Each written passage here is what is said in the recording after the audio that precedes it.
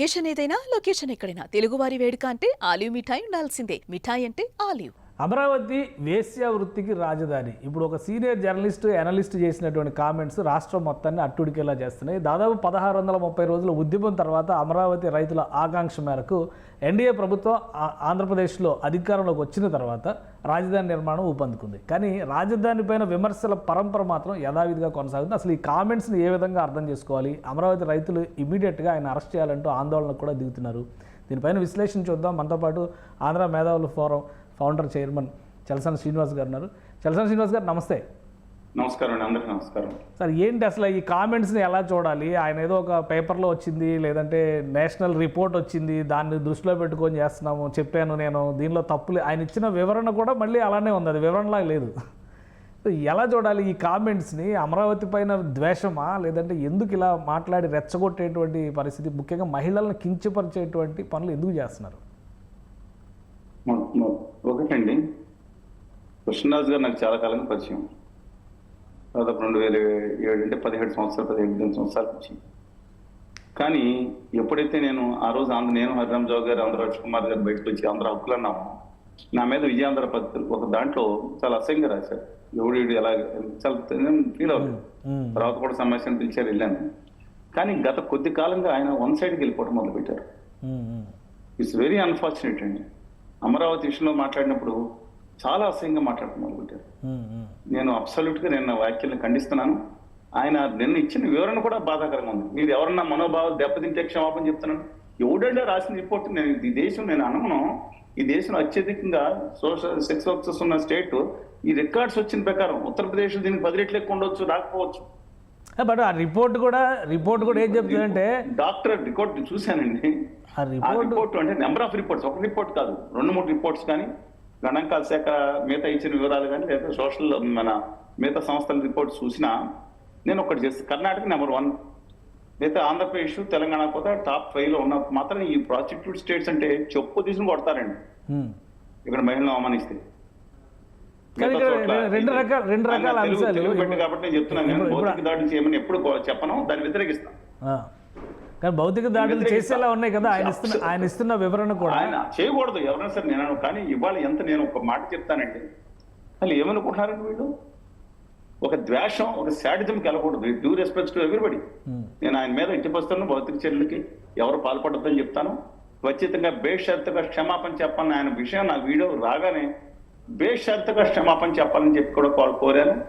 ఆయన మాట్లాడితే నేను అవసరమైతే క్షమాపణ చెప్తాను. నేను ఎవరి రికార్డ్ అండి ఇవాళ నేను చెప్తున్నాను, అనంతపూర్ లేకపోతే చిత్తూరు, కడప, గుంటూరు ఈ జిల్లాలు ఆంధ్రప్రదేశ్ విభాజిత ఆంధ్రప్రదేశ్లో నెంబర్ 1, 2, 3, 4 అలా ఉంటాయి అప్రాక్సిమేట్లీ. అంత మాత్రాన జిల్లాలకి అంటకట్టేస్తారా? ఊరుకుంటారండి ఎవరన్నా? వీళ్ళు కాదు, రాజకీయ నాయకుల కంటే, లంచాలు తీసుకునే దొబ్బేవాడి కంటే నేను మళ్ళీ వేరే వాళ్ళ వాక్యాలు చెప్తున్నాను. నేను ఒక వేసి కంటే, ఒక ప్రాస్టిట్యూట్ కంటే ఒక నిజాయితీ ఉంటుందంట కొంతమంది చెప్తూ ఉంటారు. అవును, వీళ్ళంతా తీసుకుని రాజకీయ నాయకులకు నేను చెప్పిన దానికి కొంతమంది మనోభావాలు దెబ్బతిన్నా సరే చెప్తాను నేను. కొంతమంది రాజకీయ నాయకుల కంటే, మిగతా వాళ్ళకంటే, మాట నిలుపుకోవాలి కంటే ఉత్తిధర్మం ఎక్కువ ఉంటుందంట. ఓ దరిద్రమైన దాంట్లోకి, ఆ దరిద్రమైన దాంట్లోకి ఎవడో కూడా ఇష్టపడి వెళ్తారండి. కుటుంబ నేపథ్యంలో నేను చెప్తున్నాను, మీ అందరూ కుటుంబ నేపథ్యంలో అనేక బాధలు పడి హ్యూమన్ ట్రాఫికింగ్ ద్వారా దౌర్భాగ్యమైన దాంట్లోకి వెళ్తాడంటే ఇవాళ వీళ్ళు ఏం మాట్లాడుతున్నారు? ఇంకోటి కూడా చెప్తున్నాను, అంటే ఒక జిల్లాని రేపొద్దున అఫీషియల్ రికార్డ్స్ వస్తున్నాయి, ఆ జిల్లా నుంచి ఊరుకుంటావా? ఇప్పుడు ఆంధ్రప్రదేశ్ ప్రాస్టిట్యూట్ జిల్లా అంటే ఊరుకుంటారా? తెలుగువాడు ఊరుకుంటాడండి?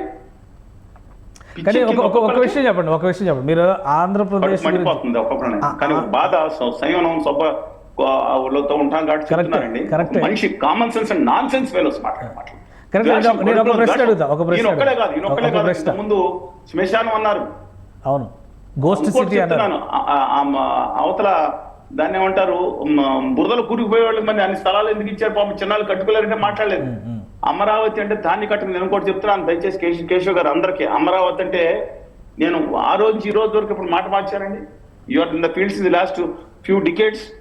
అమరావతి అద్భుతమైన హత్య రాజధానిగా అన్ని వర్గాలు, అల్పాదాయ, మధ్య, ఉన్నత తరగతి వర్గాలు ఉండేటట్లు ఒక గొప్ప రాజధానిగా మనం తీర్చిదిద్దాలి, సమాంతరంగా ఇచ్చాపురం హిందూపురం ఉండాలి కదా, పారదర్శక కట్టమన్నాను, పారదర్శక కోరుకున్నాను, అంతే కదండి, అంతకుమించి కాదు కదా. అందువల్ల కానీ మీరు ఒక విషయం చెప్పండి, ఇప్పుడు అమరావతి కట్టడమో లేదంటే అమరావతి చుట్టూ ఇప్పుడు ఆయన వేసినటువంటి నిందలు వీటన్నిటికంటే కూడా అసలు అమరావతి గొప్పతనం ఏంటి? పదే పదే ఈ శ్మశానం అని, గోస్ట్ సిటీ అని చెప్పి ఇప్పుడేమో ఈ మాట, అమరావతిని ఎంచుకోవడానికి అది తెలుగు జాతి నిజంగా గర్వించేటువంటి రాజధాని, ఆ పేరే గొప్ప రాజధాని చెప్పడానికి ఏముంది ఆధారం చెప్పండి. నేను అదే చెప్తాను. యాక్చువల్గా ఇప్పుడు నేనన్నా జగన్ పక్కన పెట్టండి, జగన్మోహన్ రెడ్డి గారు ప్రతిపక్ష నాయకుడు, it must be centre of the state అన్నా. నేను చెప్తున్నాను, హిందూపురం నుంచి ఇచ్చాపురం లెక్కలు తీశానండి. లెక్కలు తీస్తే యాక్చువల్గా కృష్ణానది పైన ఈ కంచిచర్ల దగ్గర, జగ్గపేట దగ్గర, లేకపోతే నందిగాం దగ్గర క్యాపిటల్ ఉండాలి. కానీ రాయలసీమకు అందుబాటులో, నేను కూడా యాక్చువల్గా రాజమండ్రి అనుకుంటే కన్నా మా ప్రొఫెసర్ సదాశివ రెడ్డి గారు ఆంధ్రప్రదేశ్ ఎస్కే యూనివర్సిటీ అన్న చాలా దూరం వస్తుంది కదన్నా, అందరికి మధ్యలో ఉండాలి కదా కనీసం, అంటే అది రాజధాని మధ్యలో ఆయన చెప్పినట్టే యాంపుల్ వాటర్ కూడా ఉంది.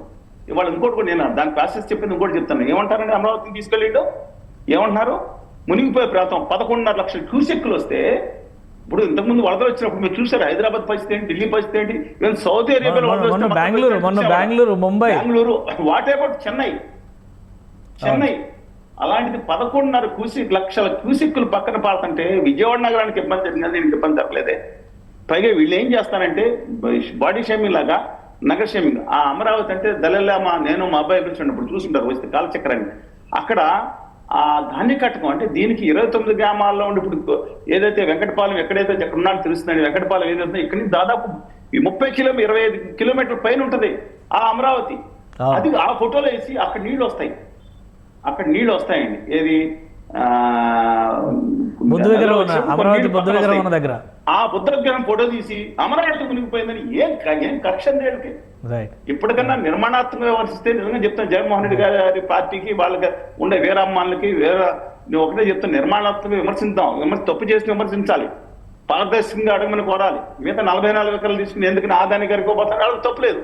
ఇదేం దుర్మార్గం అండి అసలు, అమానవీయంగా మహిళల మీద అలా మాట్లాడటం. ఇప్పుడు అట్రిబ్యూట్ ఇవాళ సన్నాయి నొక్కులు నొక్కొచ్చు, ఇవాళ సన్నాయి నొక్కులు అధికారులు ఏమి యాక్షన్ లేదు కదా ఇప్పటి వరకు. ఇప్పుడు అమరావతి రైతులు మహిళలు వెళ్ళి ఆందోళన చేశారు, పోలీస్ స్టేషన్లో ఫిర్యాదు ఇచ్చారు. ఆల్రెడీ ఆ డిబేట్ టెలికాస్ట్ చేసినటువంటి పత్రిక ఛానల్ అయితే అసలు మాకు సంబంధం లేదు, ఎవరో మాట్లాడిందని మేము బాధ్యత ఎలా వహిస్తామని ఇలాంటి వాటిని ప్రోత్సాహం ఇచ్చారు, చెప్పారు, వాళ్ళు చెప్పారు, మరి వివరణ ఇచ్చారు.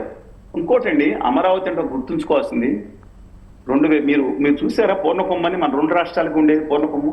అవును, ఈ పూర్ణకొమ్ము అనేది ఆ రోజు అమరావతి రాజు బ్రాహ్మణుడు, అక్కడుండే విదుకుడు అనే ఆయన ఫాదర్ నాగోపాధ్యాయ అనే అతను ఉపాధ్యాయుడు, అంటే ఆ రోజు చర్మకారు, దళితులు ఇప్పుడు మాది వర్గానికి సంబంధించిన వారుగా భావించి చెప్పదలుచుకున్న చర్మకారులు, తన విధికుడు ఆ యొక్క ఒక రైతులకు సంబంధించిన రైతులు తన ధాన్యాన్ని చూడండి ఎంత గొప్పగా ఉంటుందో. అమరావతి చారిత్రాత్మక ప్రాశస్త్యత ఆ గొప్పగా ఉన్న ఆ కుండలో పూర్ణకుమ్ము అంటే కలశం కాదండి, కలశం అనవసరంగా 9 తెలియకుండా జర్నలిస్ట్ తప్పు రాశారు. పూర్ణకుమ్ము అంటే కుండండి. ఆ కుండలో రైతులు ధాన్యాన్ని పోసుకుని దానిపైన ఈ పురుగులు రాకుండా కొన్ని రకాల ఆకులు వేసి పైన వేస్తారు. అది ఇవాళ ఆంధ్రప్రదేశ్ ప్రభుత్వ చిహ్నం. తెలంగాణతో కలిసి ఉన్నప్పుడన్నా, అంతకు ముందన్నా అలాంటి అద్భుతమైన వారసత్వ సంపద మనకి 2000 సంవత్సరాలు 2020 సంవత్సరాల నాటి సంపద చూడండి. కింద ఒక దళిత వర్గానికి సంబంధించిన వాడు పైన ఉండగా అది చేస్తే మన ఆంధ్రప్రదేశ్ వాళ్ళు వేసిందని మన ఆంధ్రప్రదేశ్ శిరస్సు పైన చిహ్నంగా మనం పెట్టుకున్నాం పూర్ణకుమ్ము. అంత గొప్పతనం అది. అంతేకాకుండా 2000 సంవత్సరాల క్రితం మగధ సామ్రాజ్యానికి సంబంధించిన వాళ్ళు మన ఆంధ్ర ప్రాంతాన్ని జయిద్దామని వాళ్ళు బయలుదేరుతున్న వేగుల ద్వారా సమాచారం తెలుసుకున్న మన సింహుడు బయలుదేరి మగధ సామ్రాజ్యం అంటే ఢిల్లీ లేదు, బొల్లి లేదు, ఏం లేదు అసలు. అప్పుడు మగధ సామ్రాజ్యాన్ని జయించి ఆంధ్ర పతాకాన్ని ఎగరవేసింది మన ధర్నకోట అయిన ప్రస్తుత ఈ అమరావతి ప్రాంతం, లేదా కోట్లింగాల. ఆ తర్వాత గుజరాత్కి వెళ్ళిన కరీంనగర్ కూడా తెలుగు ప్రాంతమే, ఎక్కడి నుంచి. అలాంటిది గుజరాత్ ని కూడా జయించి ఫలించేమే. ఈ గౌతమిపుత్ర శాతకర్ణి కన్నా కరవాళ్ళం పైకెత్తితే అసలు అంత అద్భుతమైన మన అమరావతి ఈ ప్రాంత ధానికట్టు నుంచి బయలుదేరేవాడు. ఇంకోటి కూడా చెప్తున్నాడు నా పక్కన, మీరు దాన్ని చూస్తే ఏది అక్కడ మీరు మన వెంకటపాలెంకి పక్కన మందడానికి మధ్యలో దగ్గరలో ఒకటి ఉంటుంది, దగ్గర శాసనం ఉంటుందండి, 15-20 అడుగులు ఉంటుంది. నేను ఫోటోలు చూపిస్తాను మీకు. ఇంకా పాత అందులో నేను కూడా చూసాను, ఒక పెద్ద స్వామి ఉండేవారు అక్కడ, అంటే ఒక మఠం లాగా ఉండేది. సరే, దాని పక్కన యువతలు చూస్తే రాణి రుద్రందేవి సమయంలో ప్రసూతి హాస్పిటల్, నమ్ముతారా? ఏమండి 700 సంవత్సరాల క్రితం మహిళలకు ప్రత్యేకంగా వైద్యురాళ్ళని పెట్టి ఒక ప్రసూతి హాస్పిటల్ అక్కడ కూడా నిర్వహించే ఒక గొప్పదం ఉండటం కాకుండా పక్క కొంచెం పైకి వెళ్తే తిరుపల్లి అంటే ఈ అమరావతి బోర్డరే పల్నాడండి. రుద్రమదేవి అక్కగారు కోట గణపాంబ గారు అక్కడ రాజ్యం చేశారు, కాలం చేస్తే అద్భుతమైన శక్తివంతంగా సాగిన పాలన. ఇది ఎంత గొప్ప చారిత్రాత్మక ప్రాధాన్యత ఉందో. ఇంకోటి కూడా కొంచెం కిందకి వెళ్తే నేను చెప్తాను, అదే పక్కన బట్టిప్రోలుకి వెళ్తే బట్టిప్రోలు లిపి తెలుగు కర్ణాటక ఒకటే పురాతన లిపి 5 దేశాలకు లిపి ఇచ్చింది. ఈ పక్క ప్రాంతం 5 దేశాలకి వాళ్ళు ఇప్పుడు ఏదైతే ఈయన మాట్లాడారో, నేను యాక్చువల్గా ఆయన మాట్లాడిందండి ఇది వేశ్యల రాజధాని అమరావతి అంటే గబుక్కున ఎవరో ఆ రంభావరసి తిలోత్తమ మేనక దీని గురించి మాట్లాడుతున్నారు అని బాధ కలిగింది. ఈయన అంటే అమరావతిలో కూడా ఉంటారు కదా. నేను తర్వాత చూస్తే అది మాట్లాడే తప్పే, అది పక్కన పెడదాం. రంభ వాళ్ళు ఎవరు అనేది సరే అంత చాలా మంది ఉన్నారంట, పక్కన పెడదాం. అది మాట్లాడే తప్పే. కానీ ఇక్కడ మహిళలు మన కళ్ళుంది. మళ్ళీ యాక్షన్ ఏది ప్రభుత్వం ఎందుకు మా మీద కేసు పెట్టారు కదా. అమరావతి మహిళలకు మద్దతుగా మేము ఉంటే నా మీద లాయర్ అజయ్ కుమార్ గారిని అందరి మీద కేసులు పెట్టి వేధించలేదా ప్రభుత్వం? నేను ఒక్క మాట తప్పుగా మాట్లాడామండి. ఇంకా కేసులు ఉన్నాయి మా మీద, ఆంధ్రప్రదేశ్ హక్కుల కోసం మాట్లాడి వేధించి. ఇవన్నీ తెలవదండి. 2019 తర్వాత మేము ఉద్యమం చేసిన ఒక్క మాట ఆ నిమిషం చెప్తాను. భయంకరంగా ఉధృతంగా అంతకు ముందు కంటే ఉద్యమం చేసిన మేజర్ మీద చూపించలేదు, మమ్మల్ని చర్చలు పిలవలేదు. ఇలాంటి అప్పుడు పిలుస్తారు మాట్లాడతాను తప్పితే అంత భయంకరంగా ఉద్యమించిన అందుకని నేను ఎప్పుడు వెనకటి వేయలేదు. ఖచ్చితంగా అంతకన్నా ఉధృతంగా ఉద్యమం చేశాను ఢిల్లీ నుంచి గల్లీ వరకు. కానీ వాళ్ళు అమరావతి విషయంలో ఇవాళ రాష్ట్ర ప్రభుత్వం తిప్పలు పడతా ఉందండి. కేంద్ర ప్రభుత్వ సహకారం లేకపోయినా సరే నేను చెప్పి సహకారం ఉందని నేను నమ్మను. ఏదో అప్పులు తెచ్చుకోవడానికి సాధ్యాలు తన శక్తి వంచన లేకుండా కక్ష సాధింపు బలి కాబడుతున్న అమరావతిని మళ్ళీ తిరిగి దీపంతో చేత్తో లేచి ఆ దీపంతో పెట్టుకుని నడుచుకుని వెళ్తా ఉంది కాపాడుకోవటానికి. ఈ సమయంలో ఇంకా కుట్రలో ఎందుకంటే ఇంకా నాకు అర్థం కాదు.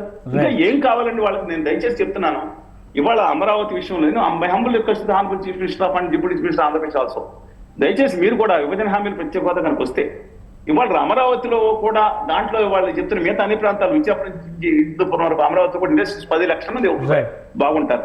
దాని మీద కాన్సన్ట్రేషన్ చేయాలండి. ఇవాళ దయచేసి మిగతా వాళ్ళ వైఎస్ఆర్ కాంగ్రెస్ పార్టీ కూడా చెప్తున్నా, ఎందుకంటే బలమైన ప్రతిపక్షం ఉండాలండి. హూ మెరిట్ మేబీ బలమైన ప్రతిపక్షం ఉండాలి. మీరు ఓదార్పు యాత్రలకేనో దానికినో పరిమితం అయిపోయి ఇవాళ దీనికి కూడా నేనన్నా జనాలు వెళ్ళిపోయారు, దీనికి కూడా చేయండి. మీరు ఇప్పుడు వారికి ఏమైనా జరిగితే మళ్ళీ ఓదార్పు యాత్రకు వస్తారు. అమరావతి మహిళలు చేసిన పోరాటం చరిత్రలో నిలబడుతుందండి. వాళ్ళు చెప్తున్నాను, చరిత్రలో నిలబడుతుంది. థ్యాంక్ యూ చలసాని శ్రీనివాస్ గారు, మీ అభిప్రాయాలు తెలియజేస్తున్నారు. ఇది అమరావతి మహిళల పైన సీనియర్ జర్నలిస్ట్ కృష్ణరాజు చేసినటువంటి వ్యాఖ్యలపైన చలసాని శ్రీనివాస్ గారి అభిప్రాయం. అలానే చర్యలు తీసుకునేటువంటి విషయంలో ప్రభుత్వం కఠిన నిర్ణయాలు తీసుకోక తప్పదు, అమరావతిని కించపరిచేటువంటి శక్తులు ఎవరినైనా కానీ అడ్డుకోవాల్సిందేనని చలసాని శ్రీనివాస్ గారు చెప్తున్నారు. ఇది special discussion. Keep watching. Suman టీవీలో మీ పర్సనల్ అండ్ బిజినెస్ ప్రమోషన్స్ కోసం కింది నెంబర్కి కాంటాక్ట్ చేయండి.